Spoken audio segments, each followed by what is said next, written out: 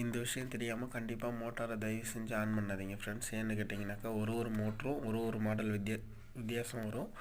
என்னன்னு கேட்டிங்கனாக்கா இந்த மோட்டருக்கு வந்து தண்ணி ஊற்றி தான் மோட்டாரை ஆன் பண்ணணும். மேக்ஸிமம் எல்லா கம்பெனிலையுமே கண்டிஷன் அப்ளைன்ற ஒரு ஸ்டிக்கர் ஒட்டியிருப்பாங்க. ஸோ நீங்கள் இன்ஸ்டாலேஷன் பண்ணுறதுக்கு முன்னாடி என்னென்ன பண்ணணும் அப்படிங்கிறது தெளிவாக அதிலே கொடுத்துருப்பாங்க. அப்படி உங்களுக்கு தெரியல அப்படின்னா நீங்கள் கம்பெனியில் வாங்கும்போதே கேட்டிங்கனாக்கா அவங்களே சொல்லிவிடுவாங்க. ஸோ நம்மளும் ஸ்டிக்கர் அது மாதிரி கொடுத்துருக்கோம். வீடியோவில் ஏற மார்க் பாருங்கள், என்ன பண்ணணும் முன்னாடிங்கிறத நம்ம கொடுத்துருப்போம்.